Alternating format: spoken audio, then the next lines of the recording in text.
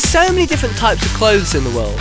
Do you ever just wonder what to put on? Well, don't worry, because you're not alone.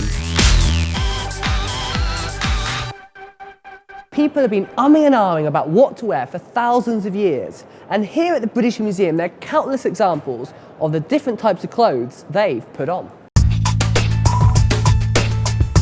One of the basic reasons people have worn clothes over time is mainly to keep warm.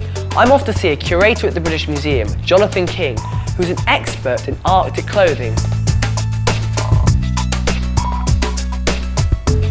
Hello Jonathan, how are you doing? So you've opened up your case full of Arctic clothing. Yes. What do we have here? We have 3 wonderful costumes of caribou skin, of sea mammal gut and a fox fur. Sea mammal gut? Sea mammal gut. Oh my goodness, this one here. That one there, Wow. it's for an Inuit, an Eskimo man sitting in a kayak, Gosh. keeping himself dry, and it's made of the gut of walrus or bearded seal. And guts are good for keeping people dry. Guts are good for keeping people dry. And it looks a bit like an anorak, that one.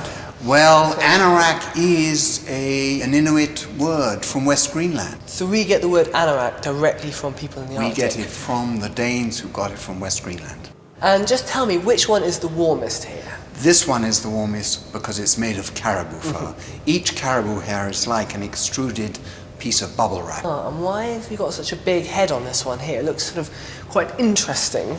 It is very interesting, it's very important. It's for keeping a baby, a newborn baby in there. Oh. And it's called the mauti, and the hood would naturally sit back like that. And this woman has a huge shoulders, and that is so that she can bring the baby around to the front, to the breast, to nurse it without taking it out in the cold. Imagine you'd be very snug in there. Very snug indeed. Thank you very much, Jonathan. Excellent to hear all about these different types of Arctic clothing. As well as protecting you from the cold, clothes throughout time have been used to protect people from injury. This suit of armour is from Japan. It's made up of various different items, some of them about 500 years old. Now, samurai warriors would wear this armour to help protect them in battle. It also comes equipped with a moustache. I don't know if it protects you much, but it certainly looks good.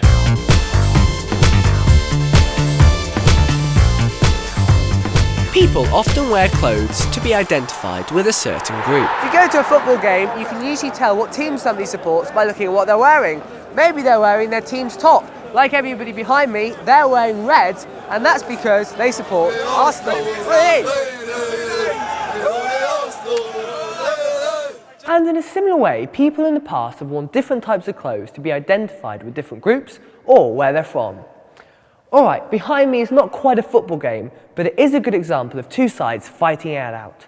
You've got the Nubians wearing their leopard skins, and you've got the Egyptians wearing colourful garments, so you can tell who is who.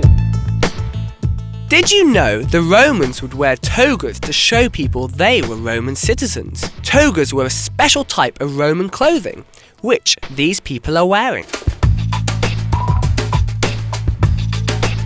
There's also examples in the museum of clothes from the past which people would wear to stand out from the crowd and to show off how important they are. Like this statue here of Ramses. Now he's wearing a headdress specifically designed to show off how important he is and to make sure everybody knows he's the ruler of Egypt. It's not just Ramses who's worn funky headwear to get noticed. Look at this amazing helmet from Hawaii. It's made from red and yellow feathers. It can only be worn by the most important of chiefs. People still wear things on their heads today to represent their importance.